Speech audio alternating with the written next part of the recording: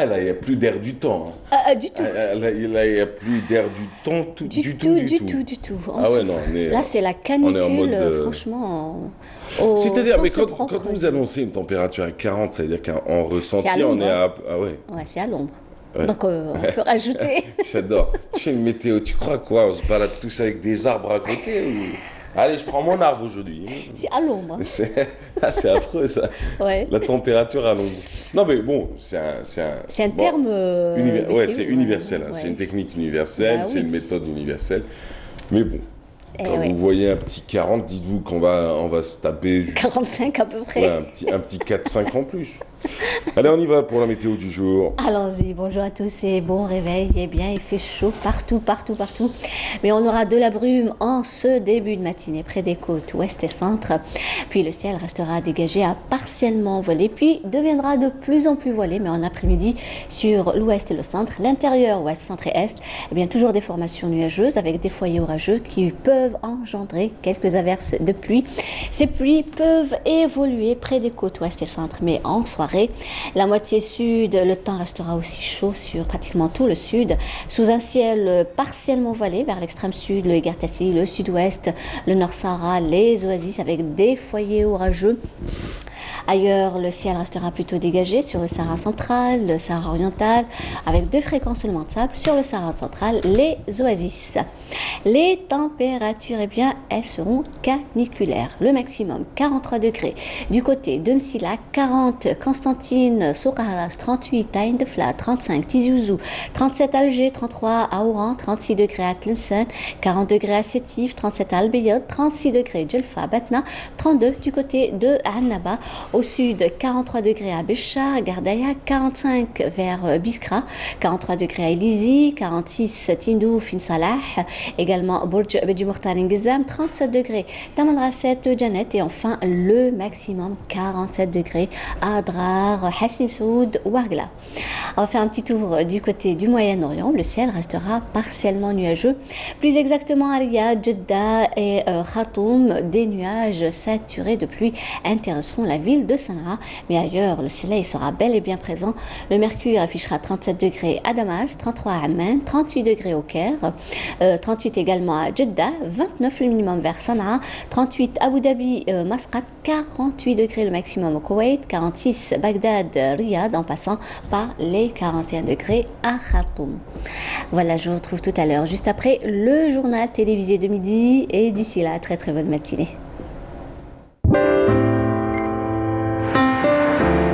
Suivez l'air du temps avec Mobilis.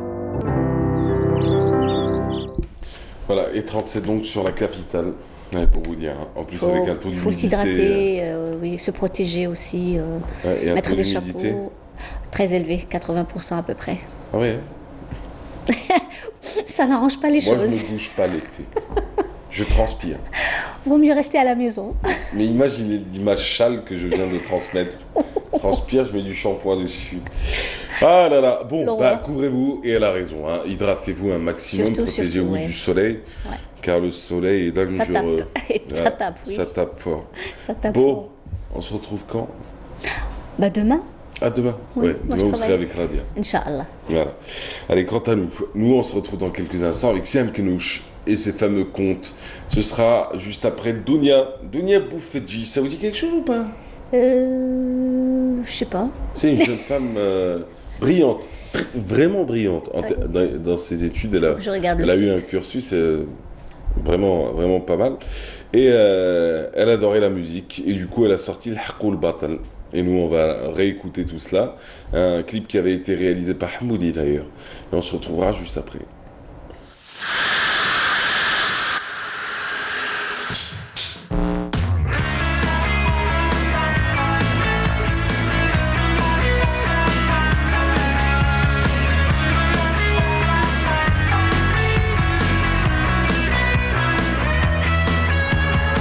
سبحان الله يا السامعين الحق والباطل ولو جيران حكم زمان صبحوا متعاشرين خلاو العالم كله حيران الباطل زار الحق في وكره وقعد بين جنبه يرهن فيه بلسان لحلو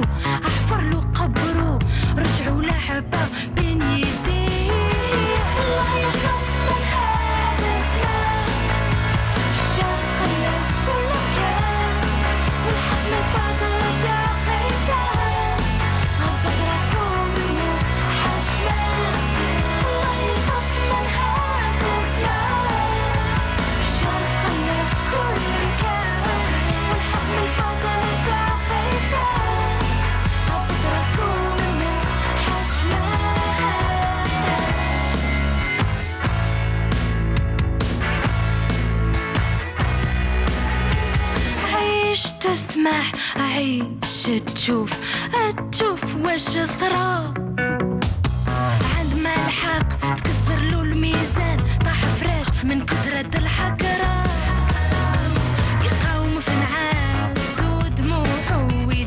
ودموعه ويدان سبتو خلط فلان وفلدان حتى تغلقوا عليها البيبان الله يخاف من هذا الزمان صارت خير في كل مكان والحق من الباطل رجع خايفان هبط راسو منه حشمان الله يخاف من هذا الزمان صارت خير في كل مكان والحق من الباطل رجع خايفان هبط راسو منه حشمان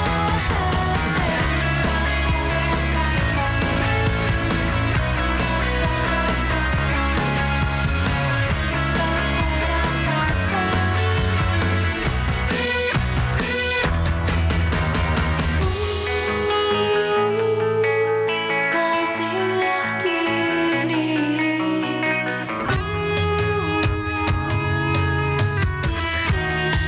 انسان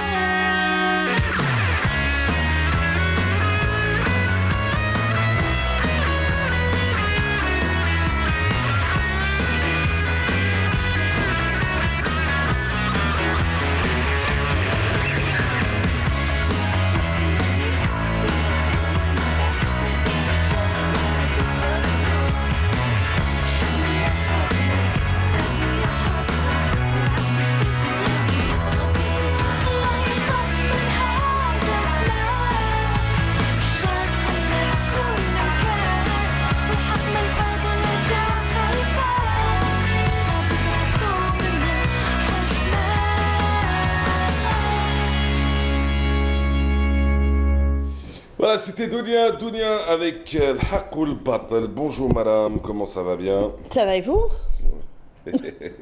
J'adore. Oui, ça va, merci. Et vous? Ça va, La baisse. ça va. Chaudement.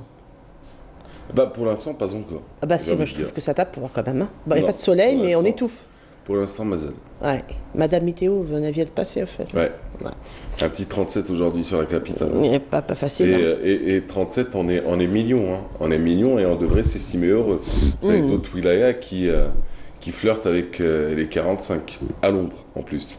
Donc du coup, Ce qui n'est pas facile. hein. on devrait s'estimer heureux. Alors, chère madame, vous avez choisi quoi pour aujourd'hui? Un petit conte, en fait, c'est un conte qu'on a l'habitude de raconter à nos enfants, mais en fait, la morale est véritablement pour tout le monde. Ouais, on parle d'une poule qui a trouvé un grain de blé et qui a voulu en faire donc du pain. Oui, mais pour qu'un grain de blé devienne du pain, il faut passer par des étapes. Donc, elle a appelé ses amis, elle leur a dit « J'ai trouvé un grain de blé, on va le semer ». Ah, ses amis lui disent non, en fait, on a trop de choses à faire, vas-y, fais-le toi-même. Alors, la poule, elle est partie, elle l'a semé. Après, il fallait arroser. Donc, elle a demandé, bon, est-ce que vous voulez venir m'aider pour arroser le grain de blé? Non, en fait, il fait trop chaud aujourd'hui, donc je pense que tu vas le faire seule. Et la poule est partie le faire toute seule. Et puis, ça a germé, ça a poussé, ça a grandi, il fallait enlever les mauvaises herbes. Alors, la poule a demandé à ses amis, leur a dit, est-ce que vous voulez venir entretenir avec moi la plantation et enlever les mauvaises herbes? Et là, les amis étaient pas d'accord non plus, elles avaient autre chose à faire. Et c'est là où la poule a dit, ah bon, c'est quand même bizarre. Une fois le blé ou l'épi complètement présente, bah, la poule, il fallait aller, bon, la prendre et puis prendre le blé, en faire du pain. Elle a fait tout ça toute seule à chaque fois. Les amis n'étaient pas dispo. Et du coup, quand le pain, il y avait cette odeur qui était là, bien présente, elle leur a dit, il y a du pain, est-ce que vous voulez venir le partager avec moi? Et là, tout le monde était d'accord pour venir manger. Et du coup... Mais elle est idiote, votre poule, hein. Bah, peut-être Par là, oui. c'est pas une poule. En Parce fait, qu'en réalité... en fait, il faut dire que si c'est une poule idiote, c'est elle est même- partie c'est- jusqu'au bout. Ouais, mais c'est pas de la bonté, ça c'est de la bêtise. En fait, ce n'est pas de la bêtise, mais elle a prouvé aux autres qu'elle pouvait faire des choses toute seule, tandis que eux non. Et du coup, elle n'a pas accepté qu'il mange avec elle. Ah, elle n'a pas accepté. Ah bah non. Ah oui. Vous voyez bien Alors, qu'elle j'avais n'est pas... pensé qu'elle les avait invités à manger. Ben non, elle les a pas invités. Elle les a invités à manger, ben oui, après elle lui a dit non. Vous n'avez pas mangé, vous n'avez rien fait. Et alors, Bah c'est comme ça. vous faites un statut Facebook ciblé comme les ados qui ont Mais 15 ans de retard et qui écrivent des trucs sur Facebook et qui écrivent Mais non. ciblé. Mais Eh, voyons, mais t'es on sérieux, est toi, très tu très crois que je loin. regarde ton Facebook, moi, pour savoir si tu m'as ciblé? Tu Du penses qu'on a que tout. ça à faire? À se dire, ah, Faire rejoindre. t'as ciblé qui? Non, en fait, c'est comme ça. Des fois, on a Après. besoin d'aide, on a besoin d'un travail de groupe, on ne l'a pas. Mais une fois que c'est cuit, c'est prêt, c'est à déguster, c'est à manger, tout le monde vient se servir. Non, on travaille ensemble et on se partage le résultat ensemble. Sinon, si je fais tout moi-même, ben, la récompense ne sera capable que pour moi-même, c'est tout. Voilà. C'est un message perso que vous envoyez là. Mais non, Si, si. voyons. Si, je reconnais. Moi, je sais que c'est une Chère madame, je petite reconnais. histoire qui m'a toujours été contée par ma grand-mère, que je salue d'ailleurs. Et j'aime bien cette petite histoire, en fait. Bien que- Non, je reconnais. Ben, alors, un jour, on va faire en sorte que ce soit Mahrez qui nous raconte son histoire. Et je suis sûre que cette histoire sera très, très, très belle à écouter, n'est-ce pas? Je suis pas bon parce que, je vais vous dire, les gens quand ils me font des blagues, je me promets de les apprendre pour les ressortir et pour Non, être mais drôle. on parle pas de blague, on parle Ouais, de mais conte, non, d'histoire. j'ai une mauvaise mémoire. Très très mauvaise mémoire. Il ne s'agit pas de ça. Quand un conte vous touche et quand un conte est là, il vous parle, on ne l'oublie pas. Votre histoire de poule à midi, je l'aurais complètement oublié. Qu'est-ce que vous racontez? Vous Ah bah, pensez c'est quand que vous demain, voulez. je vais raconter le même conte? Parce que vous Dis, lisez viens, pas. Viens t'asseoir à côté. Bon, en de moi, fait, viens. je pense que je m'adresse aux gens qui lisent, mais bon, comme on lit pas, donc je sais pas un problème. Si on lit, on développe sa mémoire. Si on lit pas, on peut pas avoir une T'as mémoire. envie d'aller sur ce terrain? Tu veux qu'on refasse le calcul de 3000 ouvrages en 10 ans? 5000. 5000 ouvrages en 10 ans. Ah, la prochaine fois, je vais vous ramener les ouvrages. Hein. Moi, je vous aime bien. Non, là, je vais vous ramener les ouvrages. Moi, je vais vous dire. Ah, petit compte, deuxième compte, petit Non, mais compte. moi, je j'aime bien. parle Mais je de vais vous dire, moi, je préfère en parler et en rire que Ouais. de laisser ça en mode de temps, on n'en parle pas, on va Comme laisser les vous autres. voulez, Mahrez. Je sais Non, ce mais- que je dis, je suis responsable Ma- de mes faits et gestes et de mes lectures. Je Quand comprends. je dis que je lis 5000 contes en 10 ans, je lis 5000 contes en 10 ans. Ah non, là c'est autre chose. Livre. 5000 contes est une chose, 5000 livres en est une autre. Livres, Ah, vous corrigez. D'accord. Non, des mais allez. livres de contes. Je vous aime bien, Mahrez. Moi aussi, je vous aime bien. C'est pour ça que je préfère en parler. Ah ouais. À pas faire. C'est quand vous en parlez pas qu'il y a un problème. Ouais, mais avec Siam Knous, genre, j'ai lu un journal. Alors je le note. Hein, c'est bon. Première page du journal de ce matin. Bon, Non, mais madame, c'est vrai que bon. elle était très belle votre histoire. On retiendra que votre poule est fut-fut en fin de compte. Elle n'est pas aussi idiote que ça. Ah bah non. Et on comprendra aussi par là que tu as matamash fouad alors que tu n'as contribué en rien dans ce qu'il a fait. Exactement. Ouais. Ah là là. Yak. Très bien. Sinon, votre spectacle commence quand? Oh, bah, Avec je sais Lamia pas. et Tamara? Je sais pas encore. J'ai pas de date. Vous n'avez pas- Peut-être très bientôt à Constantine, ça je le sais, mais je sais pas encore. Mais bientôt, je l'annoncerai très très bientôt à Constantine. Voilà. Mais c'est un spectacle entre musique et conte, c'est ça, hein?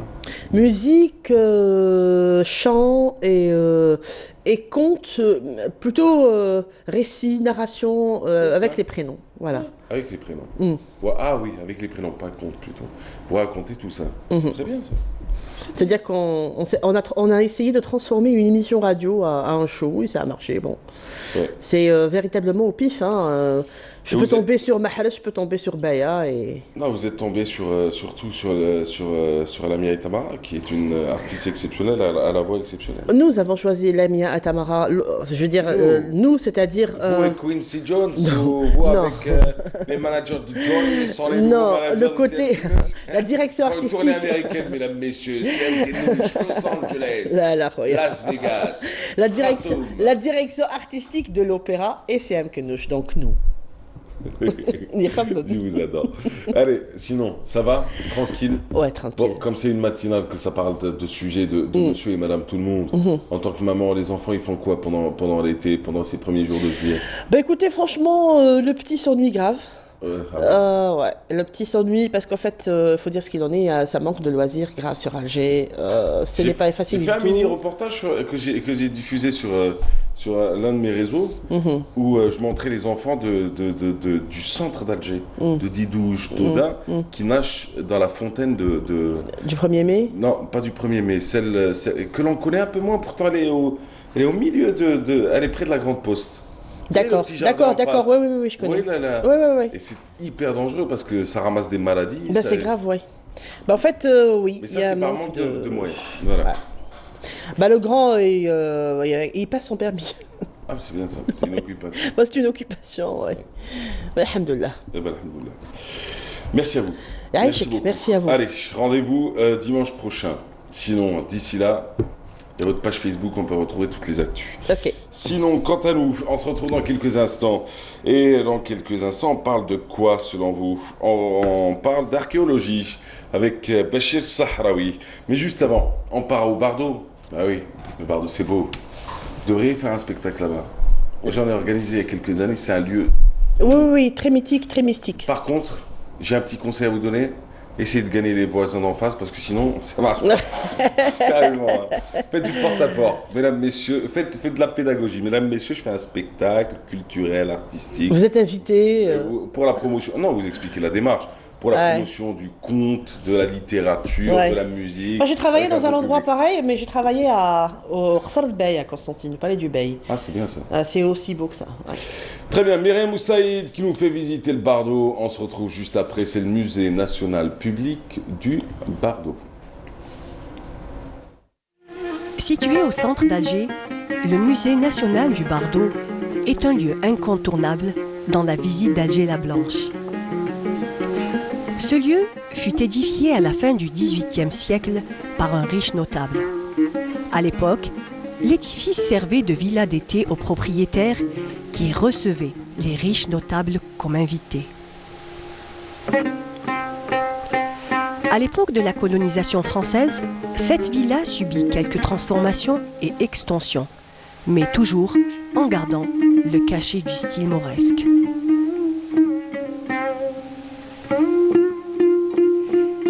C'est en 1930 que la villa fut transformée en musée. Et depuis 1985, le musée national du Bardo est classé monument historique.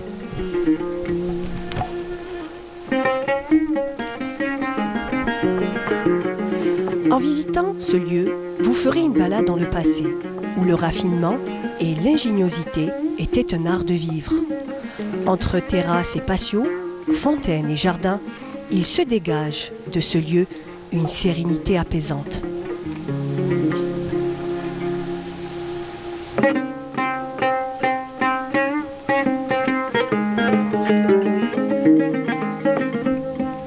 Le musée est souvent pris d'assaut par des écoliers qui viennent visiter ce lieu et apprécient la sortie avec les amis dans un lieu peu commun.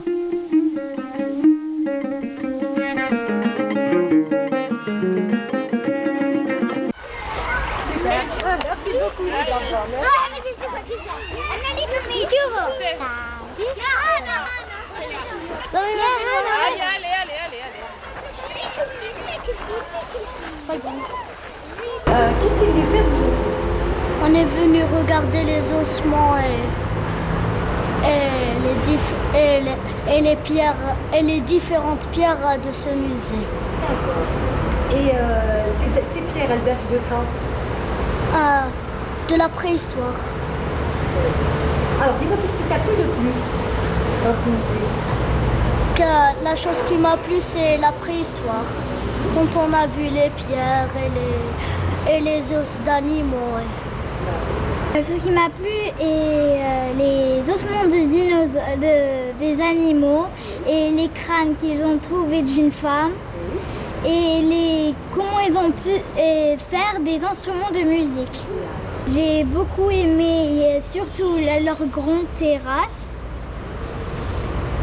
et les chambres sont très très jolies.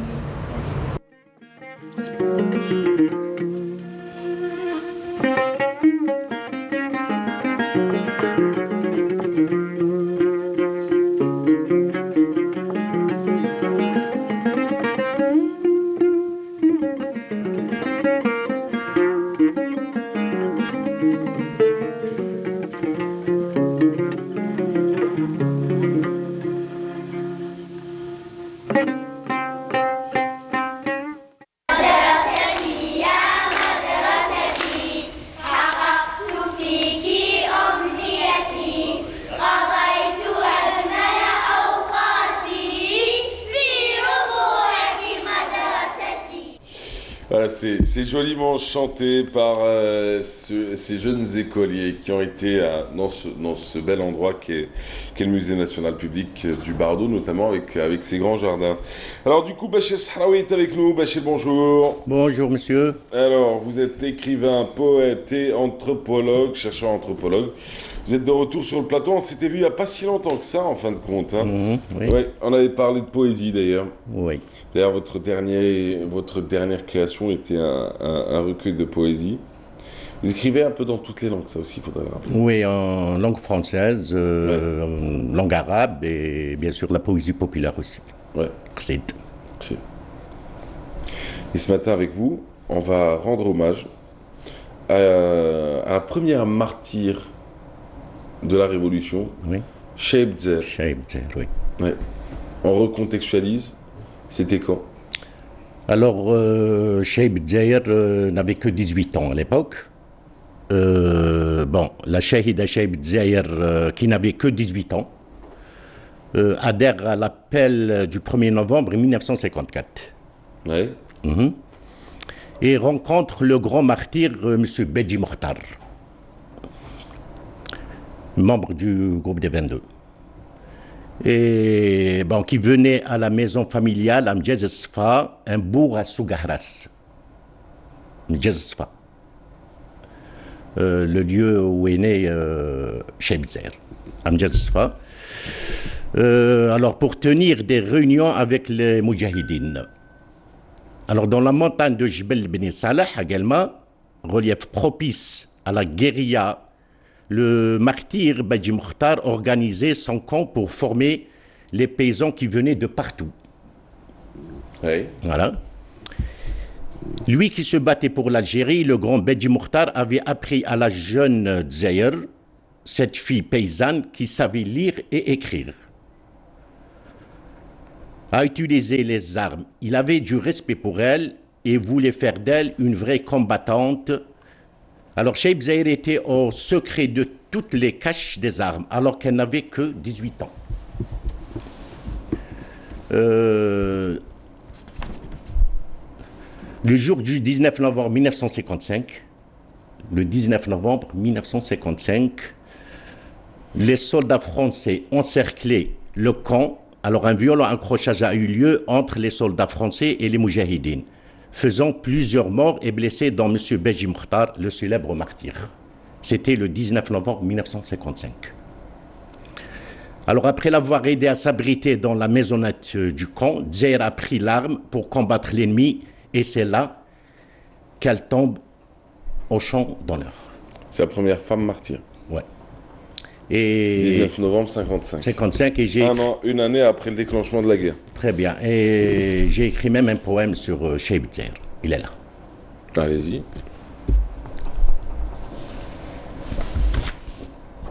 Vous prenez une partie, hein, bien évidemment. Bon, Ouais. c'est pas lent. Ah bah C'est pas lent, c'est pas lent. Parce que vous savez, en télévision, on ne peut pas non Oui, plus oui, se oui, permettre oui, oui. énormément de lenteur, même si quand c'est beau, il n'y a rien Non, à dire c'est pas là-dessus lent, aussi. c'est- Non, mais c'est très bien, allez-y. Alors, Cheikh Zer, elle portait le prénom de Dzaïr, qui symbolisait son Algérie. Son dévouement à sa patrie l'a rendue rebelle et aguerrie. Elle avait à peine 18 ans lorsqu'elle s'opposa aux tueries. Son attachement à son pays le poussa à combattre avec furie. Native de Mdjez Sfa, un bourg à Sougahras, ses habitants ont connu la faim, la misère et la discrimination des races. Elle a regagné le maquis afin que sa raison d'être se fasse. Toute jeune, elle a trouvé sa fin dans une bataille qui a marqué ses traces. Sa lourde tâche l'a fait grandir. Elle qui était comme une jeune plante, tout le temps en cavale à en mourir, lui a fait comprendre les lamentations des tantes. En voyant les enfants courir sous les bombes et leurs terribles attentes, elle s'est jurée de bien accomplir sa noble mission, autant qu'elle sera lente. Dans l'année 55, un 19 novembre, Dzaïr fut repéré par une armada d'horreur. Avec son groupe de minuscules nombre, tombèrent martyrs au champ d'honneur. Ce sinistre jour du 19 novembre restera gravé dans la mémoire des pleurs. Cheib Zahir, la jeune martyre à l'ambre, reflète le sacrifice de nos femmes d'honneur. Première femme martyre, et pourtant on ne connaît pas beaucoup. Oui. Il y a juste une librairie de l'ANEP qui porte le nom de Cheib Zahir, mais sincèrement, beaucoup de gens ne connaissent pas cette... il faut faire preuve de respect pour cette martyre. C'est vrai. Oui. Et vous avez raison de le dire. Vous avez tout à fait raison de le dire. Vous avez rencontré une petite fille? Oui, c'est quoi cette... Oui, c'est très important. C'est très important, carrément. Oui, c'est très important. Vous savez pourquoi? Chacun ses priorités. Non, c'est-à-dire, il faut aider ces gens-là. Vous savez. Non, mais attendez, expliquez-nous d'abord. Parce que vous dites, j'ai rencontré une fille, oui, c'est très important. Alors expliquez-nous qui est cette petite fille. Alors, cette petite fille qui s'appelle Nada Karek, oui. Elle n'a que 9 ans et elle est en 4e année moyenne. D'accord. Voilà. Et vous l'avez rencontrée dans quel contexte? Avec des amis, bon, je connais la famille et tout. Oui. Non, mais qu'est-ce qui vous a plu chez cette petite? Elle a une culture, oui. C'est une lectrice qui lit beaucoup. Ah, c'est bien ça. Ah, oui. Ah, elle va être sauvée. Voilà. Un enfant qui lit est un enfant sauvé d'avance. Très bien. Et elle est vraiment éblouissante, cette jeune fille, d'une culture. Elle sait discuter, entamer des discussions. Elle sait faire des analyses, ce qui est bien. Vous savez, la pire des choses qu'on fait à soi-même est de se priver de la lecture.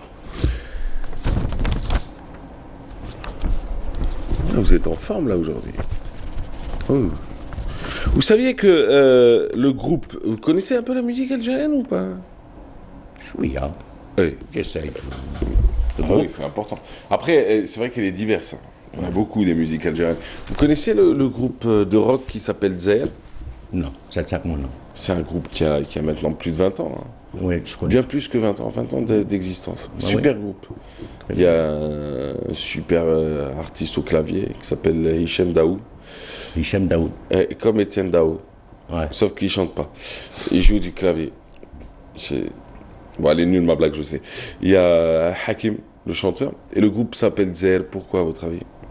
Aucune idée. Aussi pour Cheib Zahel. Pour Cheib Zahel. Oui. Ça c'est bien. Ouais. Sincèrement. Et c'est pas leur premier coup, hein. C'est pas juste le nom qu'ils ont choisi. Même dans leur reprise, par exemple, ils ont repris Hizia de Bengueton. Ouais. Alors et je vous parle de l'époque de 2004, 2003, 2005, dans des périodes où on parlait pas beaucoup de Bengueton et pas de Hizia. Hein. Ouais. On connaissait Hamlet, mais on connaissait pas l'histoire de Hizia. Ouais, comme quoi, l'histoire tragique, l'histoire d'amour tragique. Comme Tinhinen. Hein? Chaud. Tinhinen. Aussi? Oui. Pas grand-chose sur Tinhinen. Oui. Alors que? C'était une grande narratrice, elle était poétesse. Oui. C'est fou, hein? Oui. Et pourquoi on ne sait pas grand-chose? C'est comme les pyramides de Frenda. Ouais. Oui. Vous revenez dessus, hein? Oui. Alors, comme les pyramides de Frenda, comme la cité de Séphar. Oui. Oui. Alors, vous savez ce qu'on va faire? Je vais noter les pyramides de Frenda. La cité de Séphar à Illizi, le plus grand... Attendez. Pardon. Je ne suis pas une femme, moi j'ai un seul cerveau. Il y a que les femmes qui arrivent à écouter, écrire. Alors, les pyramides de Frenda... Vous m'avez dit quoi, Illizi? La cité de Séphar. Illizi. La cité de Séphar. De Séphar. Le plus grand musée à ciel ouvert au monde. D'accord, très bien. On va y revenir dans quelques instants. Très bien. Alors, vous rencontrez la jeune Nada, elle a 9 ans, elle adore lire, et du coup, elle vous écrit un poème ou Non, j'ai écrit un poème sur... vous avez écrit un poème sur la petite fille? Mais sincèrement, elle m'a ébloui, cette... une grande lectrice. Ouais. Elle bouffe les livres. C'est bien, c'est un bel espoir. Voilà, elle écrit en français, en arabe. Elle écrit déjà? Elle écrit, oui. Ah ouais, quand même. Si vous permettez.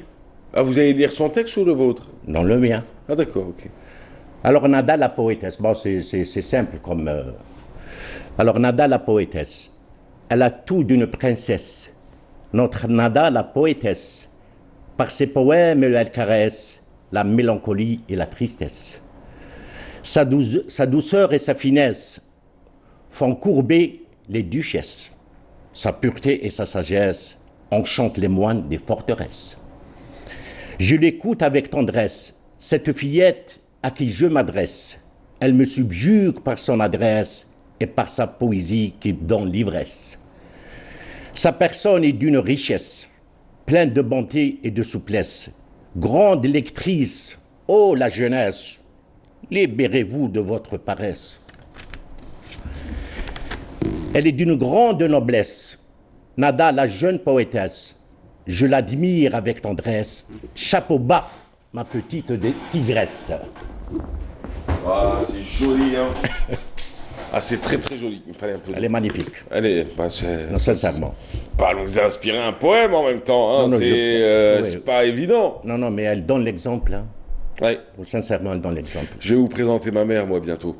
Je veux bien. La veille de son un... anniversaire. Parce que si vous écrivez un poème sur toute personne que vous rencontrez, comme ça vous écrivez le poème, vous me le donnez, je le lui remets pour son anniversaire. Très bien. Ben avec voilà. un grand plaisir. C'est voilà. un honneur pour moi. En 2020.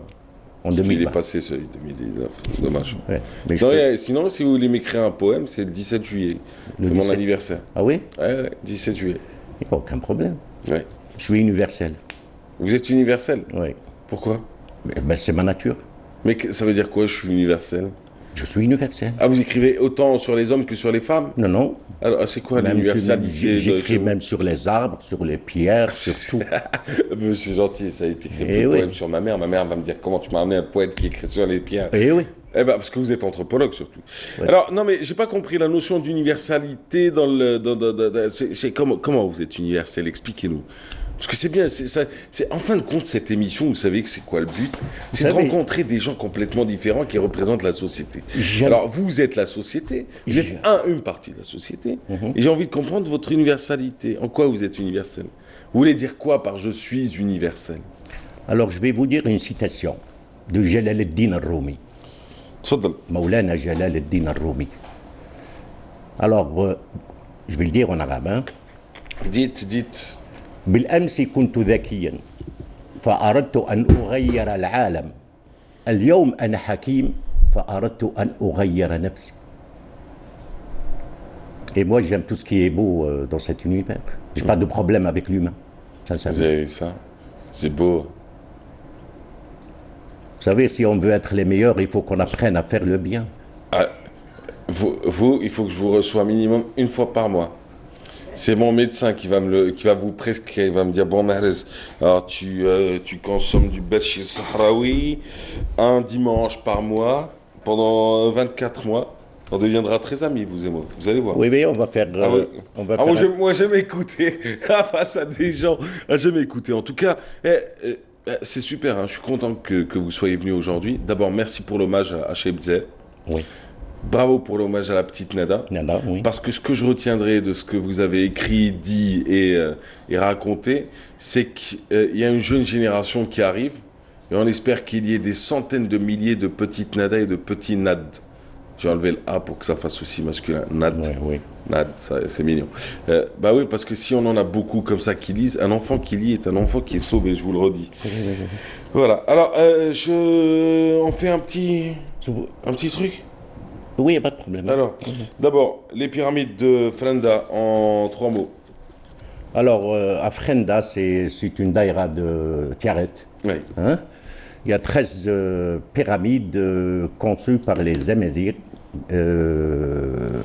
disons entre 11 et 9 siècles avant Jésus-Christ. Oui. Ils étaient dans l'oubliette. Oui. Et j'espère que maintenant... on s'y mettra et faire un peu de sérieux pour des recherches concernant ces pyramides. Mais elles dans sont un en état quel état? lamentable. Ah, lamentable. Hein. Ah oui. Il y a aussi le Medrasen, à Boumia, à Betna. C'est la même chose. Madrasen? Le Medrasen, il y a une pyramide. Elle se porte mieux. Elle a été réhabilitée. Oui. Il y a eu des travaux qui ont été lancés. Oui, Majal. Majbek. Majal. C'est chaud. Non. Oui. C'est un maquillage, c'est tout. Ah, vous pensez? Oui, oui. Pourtant, on a eu des représentants du ministère de la Culture qui Non, étaient, et des gens crédibles. Hein. Oui, pas les politicards de la veille de la députation. Oui, d'accord, mais on peut faire mieux. On a les moyens de faire mieux. Mais je vous le dis. Oui, Pourtant, je je suis pas démago, je vais vous le dire. Hein. Non, je suis pas démago, et quand j'ai envie de dire qu'un secteur va mal, va mal.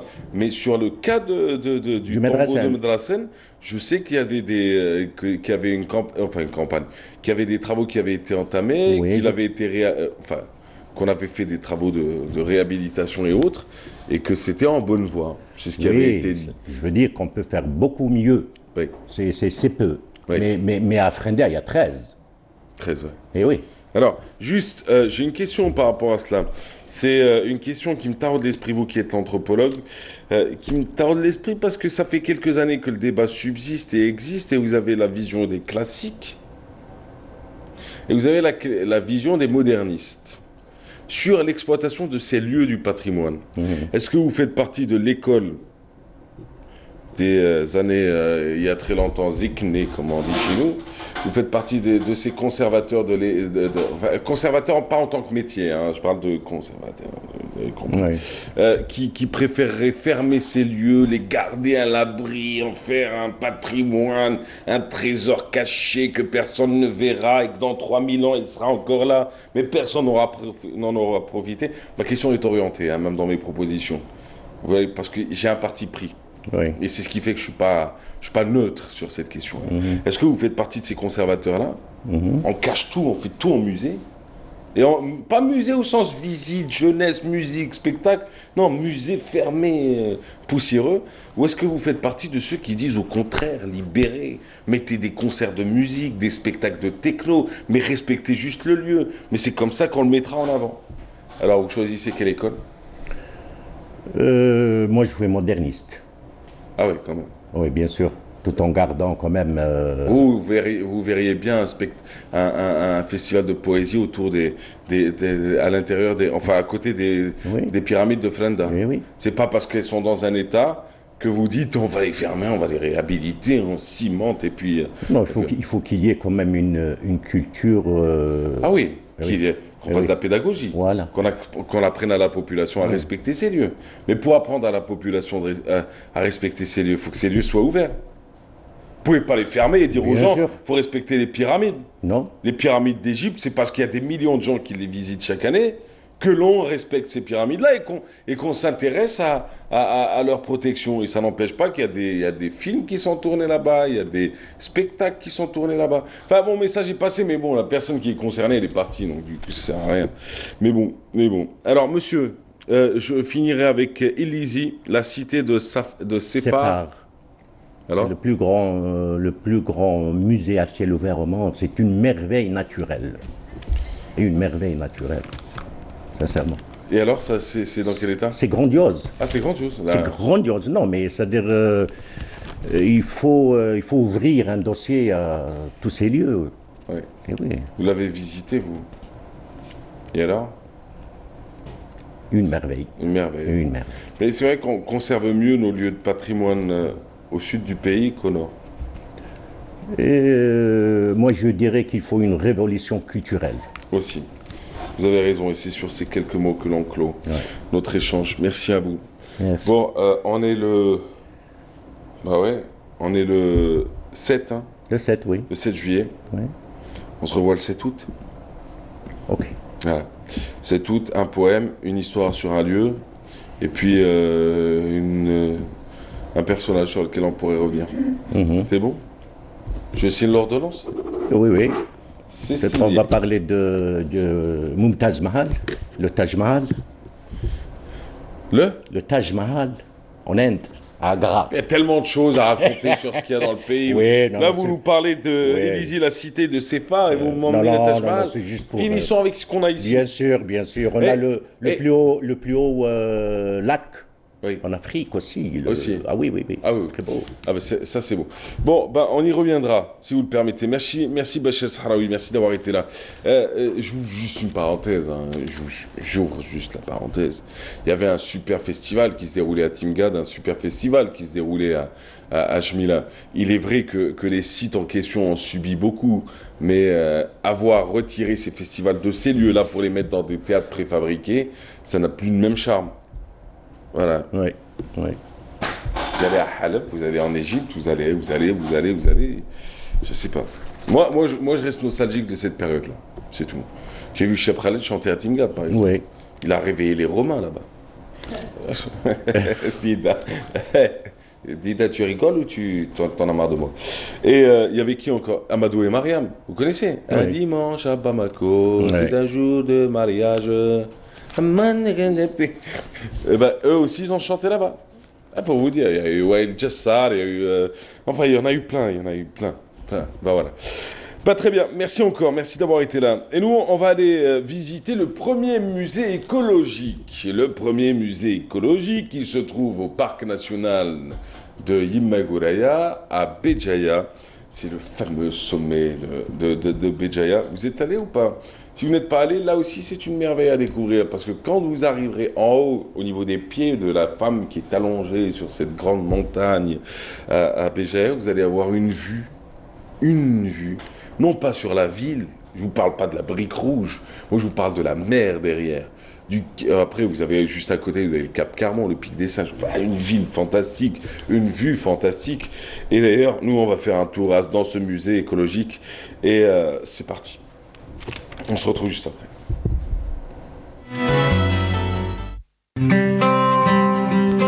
Bâti en 2006 sur les hauteurs de Béjaïa, ce musée des microsystèmes qui se trouve au cœur du parc écologique de Goulaya renferme des trésors de biodiversité propres à la région. C'est un musée qui est situé à l'intérieur de la maison du parc. Donc il contient une exposition permanente de toute la biodiversité du parc. Dans son habitat naturel.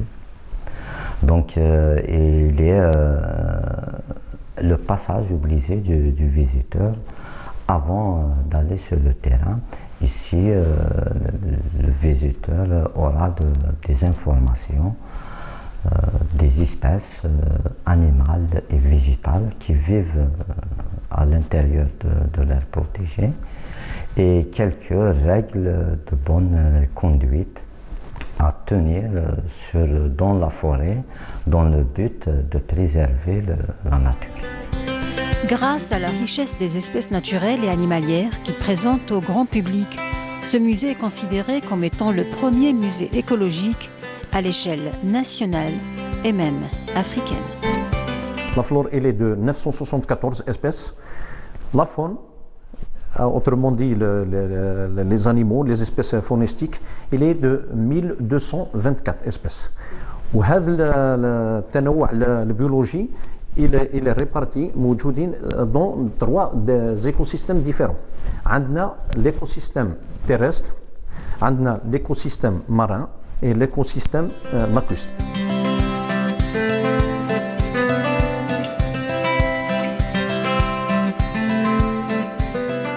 عندنا 87 espèces qui ont une valeur patrimoniale. C'est-à-dire في 2900 هذوك وين et quelques وينهم les espèces qui اللي عندهم القيمة ولا qui sont rares ولا protégées عندهم un statut protégé. Des espèces rares et des pièces écologiques uniques sont conservées dans ce musée qui représente le joyau du parc national de Yima, Goulaya.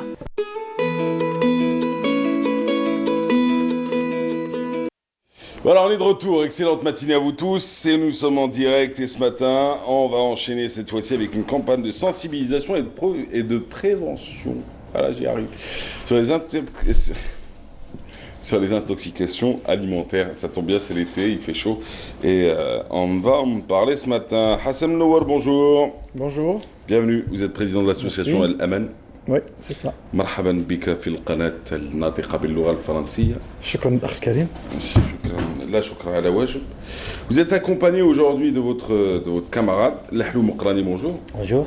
Alors vous êtes membre de cette association nationale El Amen pour la protection des consommateurs. Exactement. Alors vous avez ramené des casquettes. Vous avez un modèle de casquette en mode cycliste. Oui. Ouais, pas du tout rigide. Donc elles peuvent s'adapter et elles absorbent. C'est une question de moyens aussi. Hein. Ah mais c'est les meilleurs. Oui, c'est les moins chers. Mais c'est le meilleur. Oui. Ah, très bien. Je suppose, oui. Là, vous m'inquiétez juste sur le moins cher parce que c'est quoi? Enfin, quel c'est le moins tissu? cher point de vue rapport qualité-prix. Ouais. On essaie de prendre ce qu'il faut à moins de prix. Mais c'est très bien, moi. Ouais, tant mieux. Je suis très bien. Au contraire. Et elle vous va bien en plus. Ah, en ce moment, je mets une casquette dans la rue. J'aime bien. Avec le soleil et tout, j'aime bien. Vous auriez dû mettre le logo là. Hein. Ouais. Ouais. La prochaine fois. Voilà. Alors, du coup, nous, on va enchaîner. On va parler donc votre association en quelques mots, Manour. Ouais. Ben, c'est une association qui est sur le terrain Oui. pour toutes les occasions. Donc pendant l'année universitaire et scolaire, on est dans les établissements scolaires, dans les universités, dans les sites universitaires. Et pendant la saison estivale, on est dehors, on essaye de faire le maximum pour toucher des consommateurs là où ils sont. C'est l'été, comme vous l'avez bien dit au début, donc il y a multiplication de microbes et de bactéries, il y a beaucoup d'intoxications alimentaires qui sont signalées par ici et par là. Et on est sur le terrain pour apprendre ou réapprendre aux Algériens comment entretenir une consommation saine et éviter ces intoxications alimentaires parce que ça fait très mal. Il y a des intoxications alimentaires qui sont détectées sur place et tant mieux pour les victimes parce qu'elles vomissent si elles ont des diarrhées donc pour évacuer ces virus. Mais il y a des intoxications alimentaires qui malheureusement apparaissent 2, 3, 4, 5 ans après et c'est des cancers, et c'est des cancers, et c'est des cancers. Et comme je le dis à chaque fois, on a plus de 50 000 cas de cancers nouveaux chaque année et c'est une pandémie, c'est une catastrophe sanitaire en Algérie. Et quelques-uns peuvent être évités. Bien sûr, on peut l'éviter parce que c'est des choses très simples. Il faudrait juste revenir aux gestes basiques et élémentaires de l'hygiène et de la salubrité. Donc, c'est pas la peine de redire qu'il faudrait être propre, se laver les mains, laver les fruits, laver les gars, désinfecter tous les ustensiles de cuisine. On nous dit, non, mais en tout cas, c'est. Vous savez qu'il y a une journée mondiale pour les professionnels de la santé, il y a une journée mondiale de l'hygiène des mains. Pour vous dire à quel point on rappelle aussi cela à des professionnels de la santé. De leur dire, lavez-vous les mains entre chaque contact, après chaque échange, après chaque sortie, le maximum dans la journée. Absolument, absolument. Et surtout que chez nous, parce qu'il fait chaud quand même, hein, on a quand même un pays qui est chaud, qui est de plus en plus chaud. Et puis l'Algérie n'est pas qu'Alger, il n'est pas qu'Oran. Hein. Aujourd'hui, il fait 48 degrés dans certaines villes du sud. Et à 48 degrés, vous savez, hein, même... N'allez pas loin. Allez à Mascara ou à Médéa, vous allez voir les températures. Oui, je laisse allez à Boussaada aussi. Oui, Tizi Ouzou, hier, il a fait plus de 40 degrés. Oui. Voilà. Donc, on revient. Donc, c'est des conseils qui sont très pratiques. C'est des conseils lors des achats. Oui. Il y a d'autres lors de la préparation des repas. Il n'y a pas tous les conseils ici, mais on a donné l'essentiel. Oui. Et on fait appel aux consommateurs d'aller chercher. Parce qu'en général, maintenant, on voit que les Algériens ou ailleurs, tout le monde cherche après tout. Hein. On devient connaisseur en football, en politique, en mécanique, en TIC. Mais aussi, il faut devenir aussi connaisseur dans ce qu'on consomme, dans les manières de consommer propres, sains. Et qui n'a pas un malade dans la famille? Qui n'a pas subi déjà, qui n'a pas été victime d'une intoxication alimentaire? Et on commencerait donc par dire que lors des achats, il faudrait s'abstenir carrément d'acheter les aliments qui sont rapidement périssables, exposés à l'extérieur des frigos. Et on le voit maintenant très souvent, même dans les grandes villes, dans certains commerces, il y a des commerçants malveillants qui éteignent carrément leurs frigos et les conséquences sont désastreuses pour les consommateurs.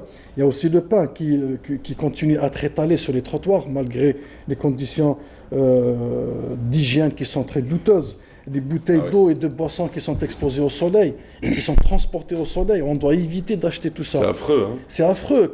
Quand j'ai mon argent dans ma poche et que je veux acheter une bouteille d'eau, je dois prendre dans le commerce. Pourquoi ils me vendent la bouteille qui est à l'extérieur? Je rentre dans un commerce pour l'acheter dans le commerce. Non, mais l'été, personne n'achète la bouteille qui est à l'extérieur, hein, je vous rassure dès maintenant. Oui, c'est les fardeaux, Mahrez. Les gens, ils prennent les fardeaux sans... Oui, parce que c'est pratique pour les mettre dans le Mais vous avez entendu parler du chiffre, je ne sais plus si c'était vous ou un autre qui avait dit que nous consommions en Algérie près de... Alors, c'était assez inquiétant. Hein, plusieurs grammes de plastique par semaine. Oui. À cause de quoi, selon vous? D'abord, l'eau. On consomme beaucoup d'eau en bouteille. C'est un phénomène. Les boissons terrible. Qui sont exposées au soleil. Oui. Et les fortes températures qui finissent par lâcher de fines particules de plastique dans l'eau que l'on ingurgite Et c'est ce qui fait que nous pouvons atteindre des niveaux extrêmement inquiétants de plastique dans le corps. C'est la grande partie, mais il y a l'autre partie, tout le plastique des sachets qu'on est en train de reconsommer. Comment? Parce qu'on les jette dans la nature. Par exemple, il y a beaucoup de plastique qui va dans les mers, dans les fonds. Ouais. Et même les poissons maintenant qui consomment du plastique. Même nos produits agricoles, ils sont arrosés avec des eaux qui sont contaminées avec le plastique. Donc c'est la guerre qu'on va devoir mener contre ces plastiques et ces emballages perdus qui nous reviennent à la consommation et qui nous font très mal. Voilà, donc concernant les viandes, par exemple, cette année, on avait dit en tant qu'association d'Amen, on doit éviter carrément de manger de la viande hachée. Parce qu'on se disait toujours qu'il faudrait acheter la viande hachée chez le boucher et la faire sur place, devant nous.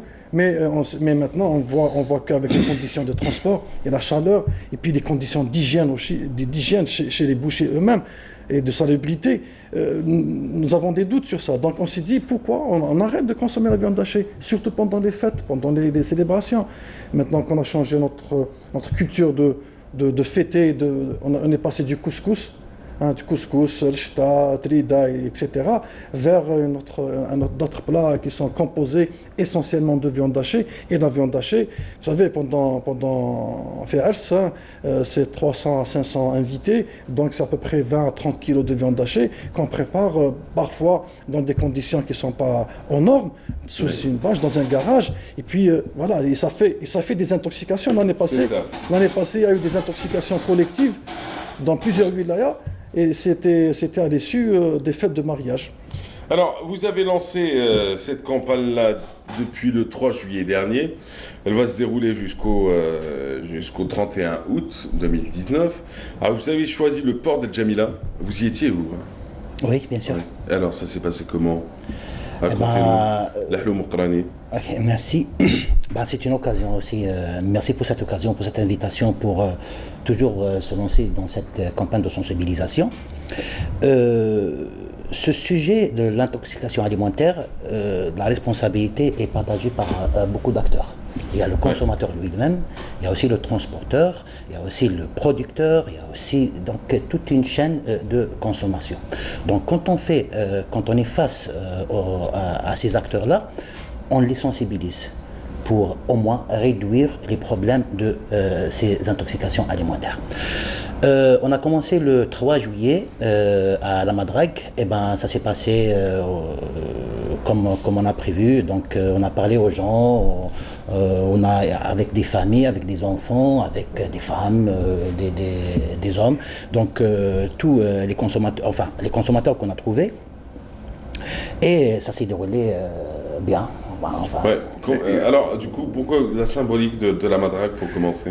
D'abord parce qu'on est à Alger, donc on a choisi l'endroit qui regroupe le maximum, parce qu'on est en saison estivale, et puis les gens ils viennent en famille, c'est très important pour nous. C'est ça. Notre association travaille toujours avec les familles. Et ceux qui viennent pour le porc et le poisson, et ceux qui viennent pour la petite plage de la Madrague. Oui. Si vous vous souvenez bien, donc, de nos actions précédentes pendant le ramadan, c'était dans les souks, dans les hypermarchés, parce que les gens ils venaient pour faire les courses. Mais maintenant, on est en train de suivre un petit peu les tendances, les mouvements. C'est ça. Les mouvements. Vous les accompagnez. Les mouvements, on les accompagne. Donc ils viennent pour leur détente, pour le loisir, pour la plage. Ouais. Et nous, on est là pour leur donner quelques conseils, parce qu'ils sont dans un état où ils ont l'acceptation, donc ils sont là en famille, ils acceptent bien qu'on leur parle. Et ils sont à l'aise, et c'était sous un chapiteau, on regroupait des familles, enfants, femmes et monsieur, et on leur expliquait, on leur donnait à chacun dans ses responsabilités. Parce que dans une famille, il y a celui qui fait les courses, celui qui prépare, et ceux qui sont exigeants à table. Donc on explique à tout le monde, et à la fin, on leur donne ce flyer, et même d'autres, pour leur révision. Parce qu'on leur dit qu'il faudrait à chaque fois revoir et relire ces conseils. Alors, juste pour savoir, après bon, c'est fini depuis hier, hein, oui, la campagne de lancement, mais après vous allez enchaîner sur... Oui, bien sûr, on va enchaîner sur d'autres lieux de loisirs. L'excuserie, il fait chaud dans ce studio. Obligé de... Allez-y, continuez. Oui. Donc on va aller aux Sablettes. On va aller dans certains hypermarchés qui attirent toujours beaucoup de consommateurs. et faire quelques wilayas à l'extérieur, donc, mais surtout les wilayas côtières, Ouais. parce que comme on a fait ici à Alger, on avait avec nous que pas des familles algéroises, hein. Il y avait des familles qui venaient de Larwa, de Ouargla, de Tougour, de Biskra, ils viennent ici pour Alger. Donc on va faire la même chose à Mostaganem, parce que les wilayas du sud-ouest et de l'ouest viennent à Mostaganem pour la saison estivale. Ouais. On va faire la même chose à Djidjel. Mais vous allez faire que les plages? Non, on va Faites pas faire que des les plages. régions qui n'ont pas de mer? Si, selon nos moyens, parce que là, il faudrait aussi qu'on trouve les moyens nécessaires pour ça. Le Donc, financement. et alors, pour aller dans une wilaya où il n'y a pas beaucoup de monde, quand il fait chaud, les gens ne sortent pas, ils sont chez eux. Mais ces personnes, et beaucoup de personnes viennent justement vers des plages. Vous savez, Djidjel, par exemple, il y a 4 millions d'estivants. C'est un chiffre de beaucoup. qui? Des fois, c'est le sujet. C'est un lui-même, chiffre des directions de tourisme. Mostaganem, il y a près de 2 millions. Donc pour nous, c'est une aubaine, c'est une occasion, selon nos petits moyens, d'aller Alors, toucher un maximum. On compte excusez-moi. Il y avait Ophélie Winter qui chantait Dieu m'a donné la foi. Moi, je chante Dieu m'a donné un cerveau et j'essaie de réfléchir. Ouais. Alors, quand vous annoncez, juste pour savoir, Oui. quand vous dites 4 millions d'estivants à Djidjel, moi je veux bien, je rêve de 20 millions d'estivants partout. Mais en comptant la population locale, ou en parlant de réels touristes locaux. Ce qu'ils disent, c'est des gens qui viennent à Djidjel pour les vacances. 4 millions, Ouais. on les héberge où? On n'a pas la capacité de 3000 lits. Mais moi, je suis parti à Djidjel plusieurs fois pendant l'été. Il y a des gens qui dorment dehors, dans les bus, qui ont du camping sauvage. 4 millions. Qui louent des garages, qui louent des 4 appartements. millions. Oui. 4 millions. Vous savez ce que c'est 4 millions? Ouais. C'est quoi, un 4 pays. millions? C'est la population d'un pays. C'est un pays, ouais, C'est un on pouvait pays. le dire d'ailleurs. C'est un pays. 4 millions. Ah ben ouais, c'est les statistiques. Et Mahrez, ils ont dit que... Inch'Allah, Inch'Allah. les prochaines statistiques, dans les prochains temps, on aura de vraies, de bonnes. Enfin, comme ce que fait l'OMS, quoi. Tu n'as pas demandé les statistiques des intoxicants alimentaires. On a Là, juste c'est pas dit. j'y arrive. Ah. Non, mais allez, moi j'aime bien ne pas. J'aime bien être. Ouais, pragmatique. Non, parce que 4 millions, ça me fait un peu mal. Ouais. Enfin, mais c'est très bien. Mais on avait bien dit qu'il y avait 3 millions qui ont visité la Tunisie l'année passée. Et la Tunisie, vous connaissez sa capacité en termes de lits? C'est nous fois. Je dirais pas 100, 99 quoi. Eux, c'est leur secteur, c'est leur domaine, c'est leur truc. Il faudrait qu'on y arrive d'ailleurs. Les chiffres ont certainement changé avec le temps, les années à venir. Hein. Mais maintenant, on l'espère. C'est Il des faudrait chiffres que nous qu'on a. aussi on offre autre chose. Vous allez en Tunisie. C'est bien parce qu'on a le temps, donc on peut discuter entre nous. Ça vous dérange pas? Bien sûr. On fait une vraie discussion. On ne fait pas d'interview classique. Il est venu, il parle d'intoxication, il rentre chez lui, moi il me déprime. On fait un petit échange. Ouais, il est 10h. Ok, je sais, mais j'ouvre juste la parenthèse, Nessima, si tu le permets, et je reviens. Alors, quand on parle de la... Ah là là, les gens, faut arrêter. Hein. Alors du coup, non mais quand on parle de tourisme, vous allez en Tunisie, 30 000 dinars, vous avez la semaine. Enfin, j'exagère un peu, mais vous avez peut-être sans le transport, mais vous avez l'hébergement, à moins de 50 000 dinars, vous tapez une semaine complète. Ouais. Hein. Ouais, mais ça c'est... Ouais.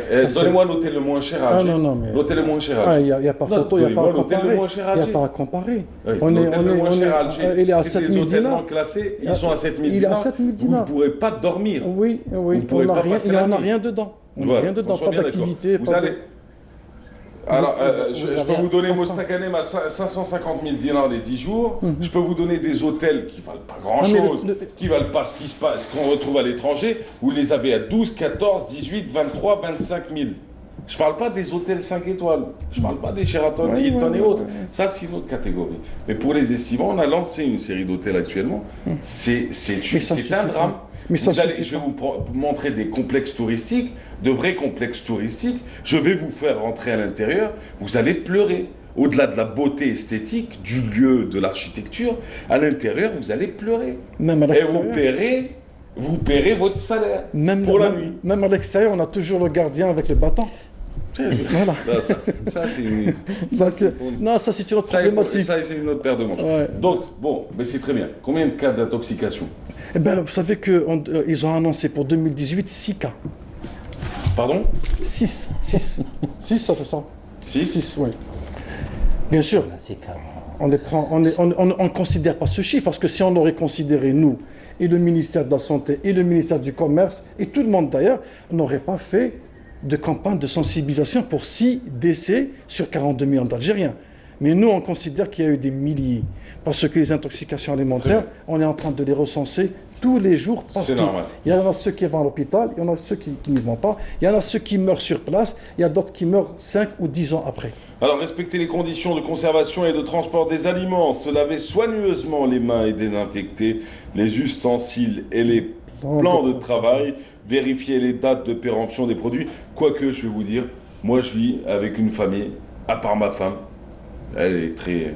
Je vis avec une famille, avec mon père et ma mère, qui mangent des yaourts périmés, du fromage périmé. Ça leur fera pas plaisir là d'entendre ça, mais je vous jure. Hein. Alors ils regardent la date, ils disent oh, ça fait une semaine. C'est pas grave, c'est commercial. Ça. Tu peux manger. Tu veux du fromage? Il date de janvier 2018. Non mais pour vous dire un peu, hein, ça c'était pour. Tout dépend des conditions de conservation. Exact. On avait bien dit. Conditions de conservation. On a toujours expliqué que même si la date, on n'a pas atteint la date de péremption. Et il n'y avait pas les bonnes conditions de conservation, elle ne veut rien dire la date. C'est ça. Un yaourt qu'on expose au soleil, même s'il lui reste un mois pour consommer, on va le jeter. Là, je suis d'accord. Je suis complètement d'accord avec vous. C'est pas que je suis d'accord avec vous, je comprends ce que vous dites. Ouais. Et vous arrivez. Des fois, le produit, il est périmé avant même sa date. Pourquoi? Parce qu'il n'a pas bien respecté la chef-d'œuvre. C'est ce qui est dit. Eh ben, très bien. En tout cas, ce qui est sûr, c'est que vous êtes en campagne sur le terrain pour la sensibilisation et pour lutter contre les intoxications. Merci d'avoir été là aujourd'hui. C'était hyper sympathique de vous rencontrer. Hassan Lou, président de l'association nationale El Aman pour la protection des consommateurs, et Lahlou Mokrani, c'était un plaisir aussi. Merci pour cela. Je peux garder la cassette? Bien sûr, c'est pour vous. Ne faites pas comme les éditeurs de livres, ils nous envoient des auteurs, ils t'envoient le livre le jour même, tu finis l'émission, il reprend son livre. Mon frère, Chouïa, regarde, il m'a offert une casquette, ça vaut pas cher, il me l'a offert. Allez, en plus, elle est verte, donc vous pouvez même supporter notre équipe nationale aujourd'hui. Voilà. Pour bien finir. Toi, t'es un génie, toi. Ah, merci. Toi, t'es un génie. Allez, quant à nous, Saïda Mayouf, elle nous parle de l'élevage des moules à Mostaganem. Si vous y allez, je vous envoie chez un certain Mohamed Allal, qui est un vétérinaire de Mosta qui se trouve à Stidia. Un monsieur. Très parti, on se retrouve juste après. De mer et tout près du rivage, c'est le déchargement de casiers plein de moules. Nous sommes dans la zone aquacole de Stidia, à une quinzaine de kilomètres de Mostaganem. La mytiliculture se pratique ici depuis 2 années déjà sur une concession de 5 hectares. Nombreuses vérifications sont effectuées auprès des naissants dans toutes leurs étapes d'élevage. Les filets, les prédateurs. Parce que quand les dorades, quand les loups de mer, quand بزاف يجوا les نساء كيكونوا صغير ياكلوا الدورات ولا حنا نديروا له بروتاج تاع هذاك لي ساك هذوك الفيلي هذاك نديروه بور بروتيجي لي مول هذا مثلا. Après réception des moules, on procède au contrôle du calibrage pour en tirer la taille marchande. Les calibres commerciaux, la taille commerciale de la moule est 4 cm. Plus de 4 cm. La région de Stidia, la qualité de l'eau, les profondeurs, les filtrations du phytoplancton, les algues, etc. Pour la filtration de la moule, notre ville calibre plus de 4 cm. C'est la qualité de très bonne qualité. Par rapport à la durée de croissance, la durée d'élevage. Pour les fermes conchyliculture, multiculture, l'élevage pendant 9 mois. Mais au région de Stidia, 5 mois, on attend la taille commerciale. Dans la ferme de conchyliculture, cet investissement privé vise 120 tonnes par an de moules sur une seule ligne, sur un total de 8 lignes. 18 emplois entre directs et indirects ont été ainsi créés.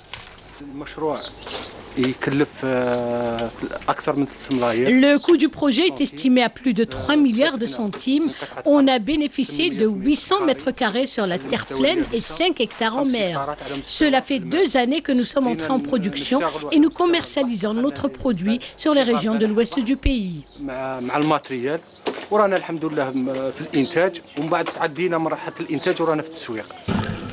La diversification du produit de la mer pour la consommation et l'augmentation de la production, telles sont les visées en optant pour la mytiliculture ou la culture des moules, une des principales activités liées aux coquillages et aux fruits de mer. S'agissant du développement de l'aquaculture, la mytiliculture a fait son apparition dans la wilaya de Mostaganem en 2017 et ce, afin de répondre à un besoin croissant en matière de moules dans les wilayas côtières de l'ouest du pays. Voilà, c'était Saïda Mayouf donc, qui nous parlait ce matin de quoi, de qui? Tout simplement de l'élevage des moules à Mostaganem, c'est tout nouveau. Et c'est très bien. Alors, excellente matinée à vous tous. Là, on se retrouve pour parler d'un salon, le fameux salon, la 10e édition du salon du lycée, du lycéen, de l'étudiant algérien et de l'étudiant algérien, de Graduate Fair. Alors, ça se passe depuis le 4 juillet, c'est jusqu'au 9. Alors, le 4, c'était à Oran. Les 6 et 7, ça se passe à Alger, donc hier et aujourd'hui. Et le 9, ce sera à Constantine. On en parle ce matin avec deux invités ici avec nous sur le plateau. Alors, nous avons Merzak Ferrouchi. Bonjour à vous. Vous êtes responsable de l'Observatoire. Responsable de l'Observatoire, c'est ça? L'Observatoire de l'insertion des diplômés de l'UFHB. Eh ben voilà, de l'insertion des diplômés. Et coordinateur de la maison d'entrepreneuriat de Babzoua. De Babzoua, toujours. Bienvenue. Merci, Mahaz. C'est un plaisir. Aujourd'hui, je m'appelle Lakhdar. Vous l'avez dit, oui.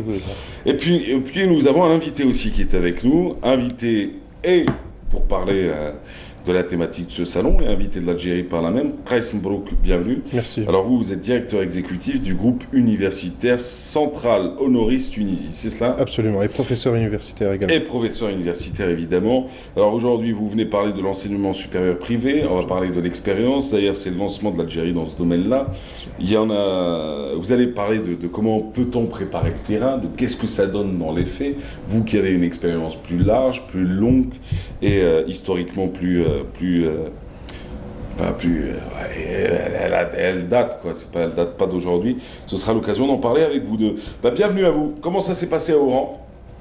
Nous, on venait des participants. Donc, c'est monsieur, vous avez été à Oran? Oui, on a participé à Oran.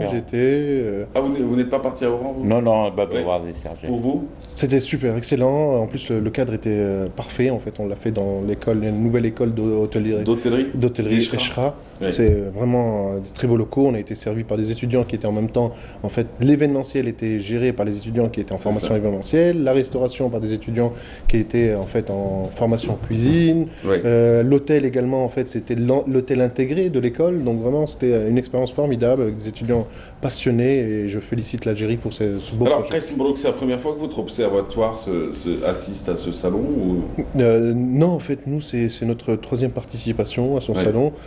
Personnellement, je suis venu pour la première fois à ce salon-là, mais mes collègues avant, ils venaient... Que représente ce salon pour vous? En fait, nous, la deuxième, il faut savoir qu'en Tunisie, la première population d'étudiants étrangers, c'est les Camerounais. Les deuxièmes, c'est les Algériens. On a une grande population algérienne qui vient étudier en Tunisie, dans les différents secteurs, ingénierie, santé, communication, médias. Et pour nous, c'est un moyen d'avoir accès en fait, aux étudiants, de leur parler de nos cursus. Et donc, c'est une opportunité qu'on saisit à chaque fois qu'elle se présente. À Oran, il y a eu cet échange-là. Vous avez parlé de l'expérience tunisienne, de ce que proposait la Tunisie aussi? Oui, absolument.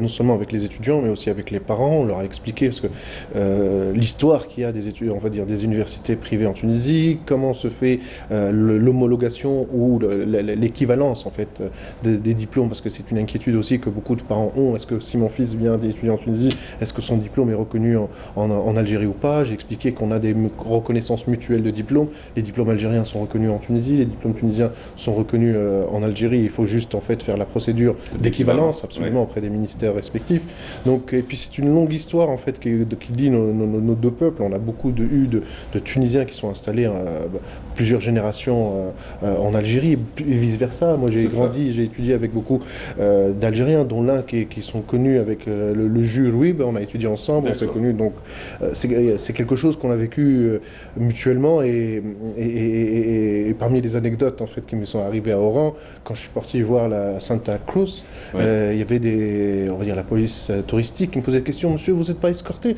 Je dis, moi je suis algérien. Donc voilà, c'est. On n'avait pas besoin. Exactement. C'est pas opérable, mesdames, messieurs. Allez, ça tombe bien, vous parlez de cela. On va suivre ce fameux reportage qui a été réalisé par Noul Houda Bouzgaou sur le salon du lycée et de l'étudiant. Et puis on se retrouvera juste après pour parler de ce qui est fait aujourd'hui en Algérie, de l'expérience aussi de l'enseignement supérieur privé et aussi de Bebzoua. Comment se prépare Bebzoua, comment se porte d'ailleurs votre fameux observatoire de l'insertion des étudiants de Bebzoua. Est-ce qu'on a un chiffre sur le taux de chômage ou pas? Et ça, on y revient dans quelques instants, si vous le permettez, juste après ce reportage de Noul Houda Bouzgaou. Allons-y.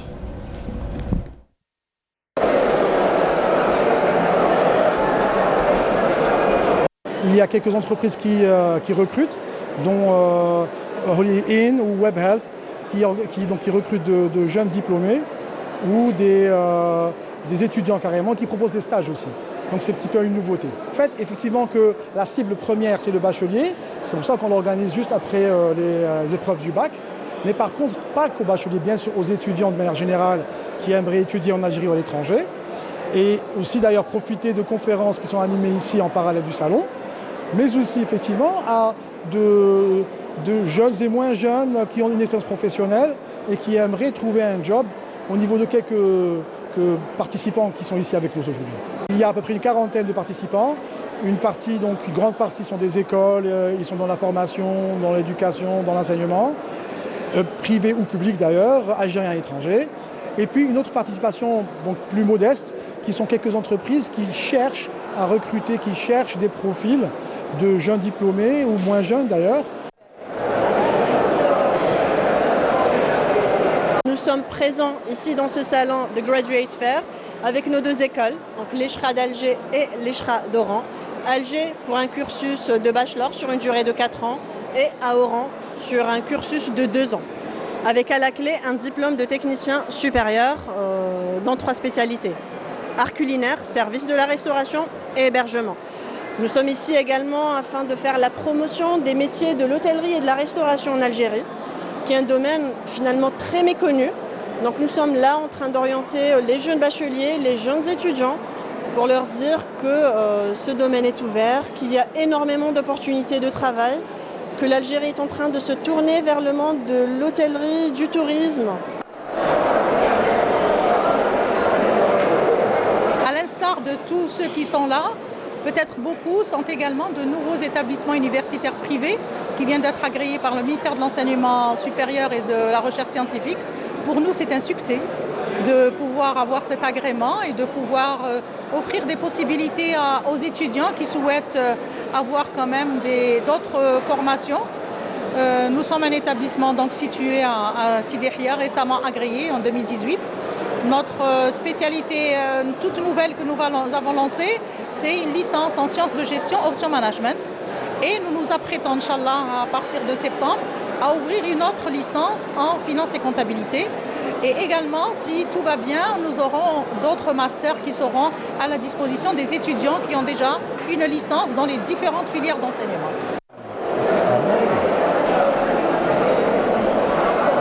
Notre entreprise WinJob, sa mission principale est de permettre aux candidats et aux recruteurs d'être mis en contact d'une façon plus intelligente. Plus intelligente dans le sens où on a un moteur de recherche qui utilise l'intelligence artificielle pour la fonction de correspondance. Donc il fait correspondre des candidats à des offres d'emploi et dans le sens inverse des offres d'emploi aux candidats.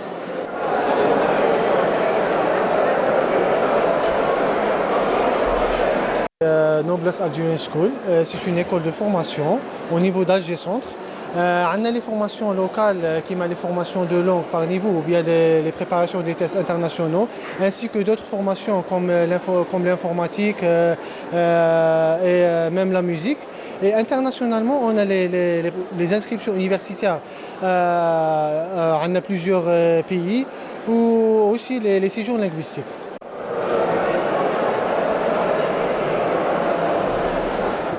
Voilà, ça c'était pour la partie du fameux salon, le salon du lycée, le salon également de l'étudiant.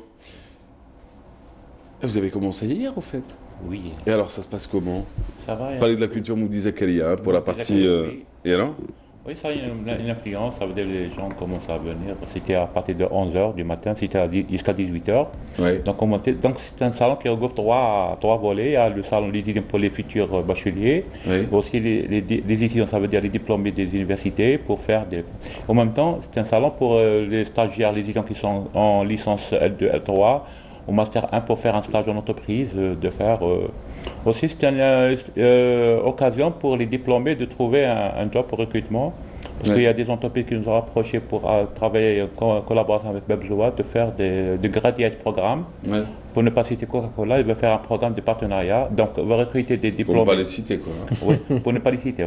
Et pour un recrutement, donc, peut faire des étudiants qui sont faits de cursus et vont soutenir parce que durant le mi-juillet, donc ils auront l'opportunité d'être recrutés, donc fraîchement recueillis par des entreprises qui valent leur nom pour ne pas chômer. Ici, c'est les salons, c'est pour, vous avez parlé tout à l'heure, l'observatoire Interro, c'est pour réduire le taux de chômage. De votre observatoire. Oui, donc le dialogue, il faut, parce que l'observatoire, c'est le premier, son rôle, c'est de recueillir une traçabilité des diplômés. Bebzoa a formé plus de 100 000 diplômés depuis 1974. Donc on a 45 ans d'existence. Donc 45 ans, 45 000 étudiants et donc 45 millions d'Algériens. Ça veut dire un Algérien sur 1000 est à Bebzoa. Attendez, juste. 45 ans, vous avez formé combien d'étudiants? 100 000 diplômés. 100 000 diplômés. Oui. Et là, vous dites 45 000 étudiants. 45 000 étudiants en 2019. Ah, vous avez 45 000? Oui. À Bebzoa? Oui. Ah oui, quand même. Ça veut dire un étudiant, un Algérien sur 1000 est à Bebzoa. Un Algérien, parce qu'il y a 45 000 d'Algériens, 45 millions d'Algériens. Vous avez le chiffre? 45 millions. Oui. Oui, c'est ça. L'Office national du statistique qui nous a fait 45 millions. 45, hein, c'est 45, bon, c'est l'Office national du statistique. Ok. Ça veut dire Si on a un Algérien. Oui, ça, c'est sûr. Donc l'observatoire, c'est de faire rapprocher, donc on est actuellement Bebzoa de faire un programme européen FR, adéquation, formation, emploi, qualification. C'est pour de créer un bureau de liaison entreprise et université, une passerelle entre l'entreprise et l'université, de faire rapprocher les entreprises de plus en plus. Et le point le plus important, c'est rétablir la confiance entre l'entreprise en Algérie et l'université algérienne, parce que comme vous savez, l'université, c'est la source des ressources humaines. Donc il faut rétablir la confiance et valoriser le produit algérien pour diminuer le taux de chômage.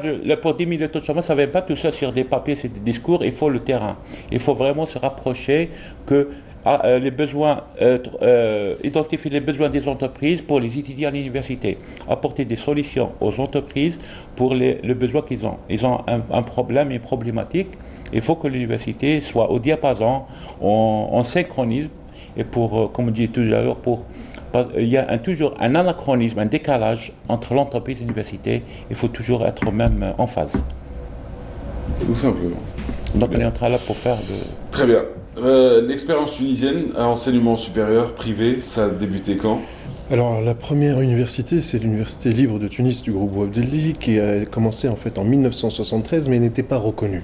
À l'époque, on n'avait pas de reconnaissance de l'État. C'est ça. C'était une initiative en fait personnelle d'un entrepreneur, et à un moment donné, vous donnez des diplômes, c'est ce qu'on appelle les diplômes maison.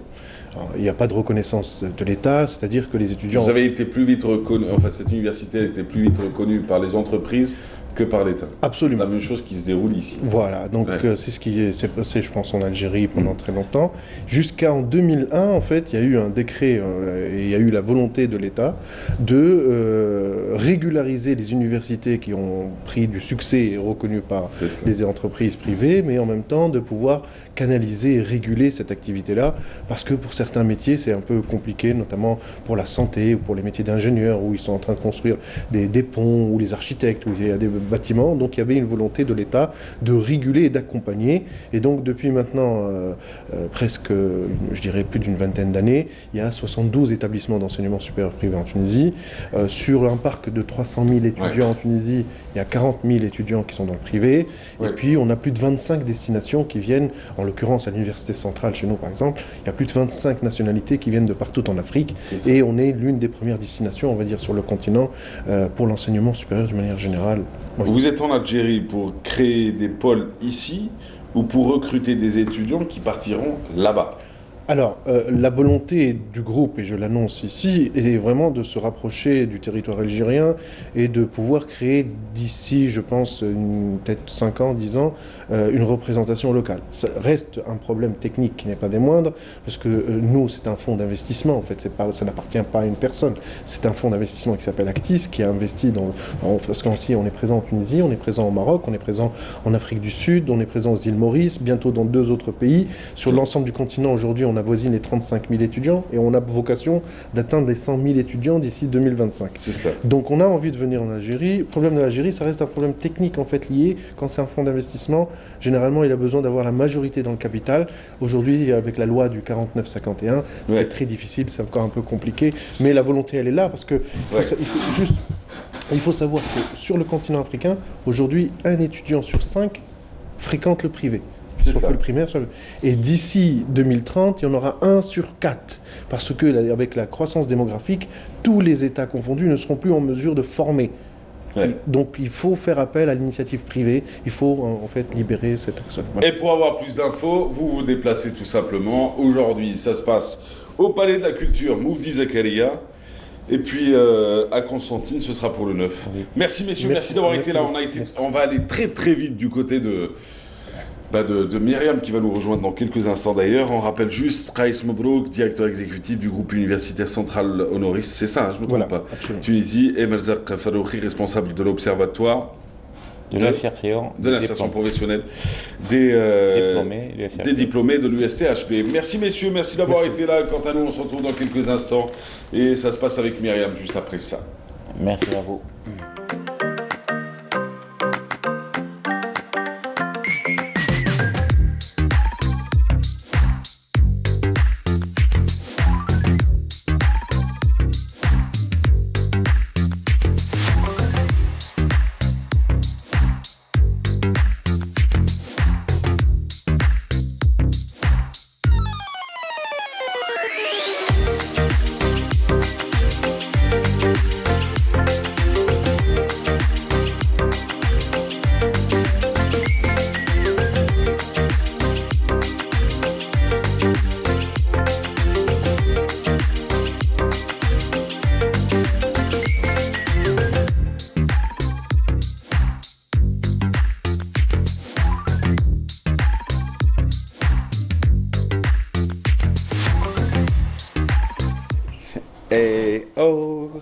Hello, comment ça va?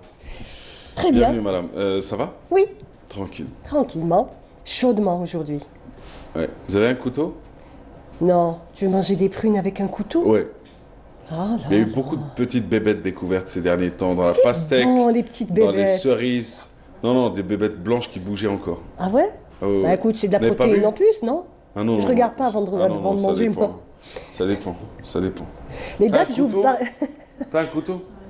Non. Et où le couteau? Faut que tu te protèges. Je sors avec un couteau. Si vous avez un couteau, vous pouvez me l'envoyer pour ceux qui nous regardent en régie. Allez, on y va. Vous nous parlez de quoi aujourd'hui? Eh ben aujourd'hui, je vous parle de la prune. De la prune, donc un fruit de saison. Vous connaissez la chanson? Eh bah oui, heureusement. C'est quoi? Les brunes ne comptent pas pour des prunes, n'est-ce pas? Effectivement. Alors c'est pour ça que j'en parle aujourd'hui. Donc un fruit de saison, un fruit délicieux, donc riche en oligo-éléments.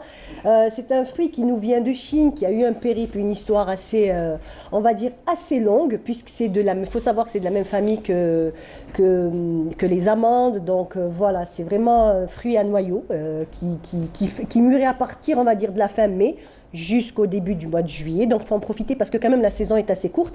En fait, pour certains, comme par exemple pour les Mirabelles, donc tout ça, c'est des périodes qui sont assez courtes. Il y a ensuite, il y a la Reine Claude, il y a la Ketch, il y a d'autres variétés qui sont encore un peu plus, on va dire, qui s'étalent un petit peu pendant tout l'été. Mais ça reste un fruit qui est assez rapide, qui passe assez rapidement, comme l'abricot, comme les cerises aussi. Donc, la prune fait partie de ce petit lot. Voilà. Alors, la prune. La semaine dernière, on en avait parlé. On avait parlé des prunes et de la prune. J'arrive au prix. Bon, alors, tout dépendra... Ashhal, tout dépendra où vous allez l'acheter. Donc, vous pouvez la trouver à 100 dinars, à 150 dinars, jusqu'à 250 quand c'est de belles prunes grosses, bien mûres, bien sucrées. C'est clair que le prix varie d'après la qualité de la prune. Voilà, donc ça commence à 100 dinars, je vous ai dit, je les ai même trouvées à 50 dinars, les petites prunes. Donc c'est vous dire, tout dépendra de l'endroit où vous irez l'acheter. Alors, un fruit, qu'on mange pas sans modération. un fruit. Qu'on mange pas La sans chanson, modération. c'est quoi? Un fruit, pirogo de miel, ma vie. Si tu m'aimes.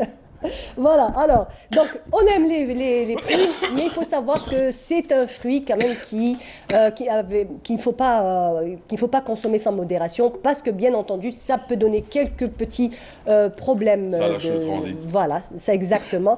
Donc alors, un gage de fraîcheur du fruit, c'est pas possible. Tu as eu la même chose la semaine dernière. Donc alors, je continue.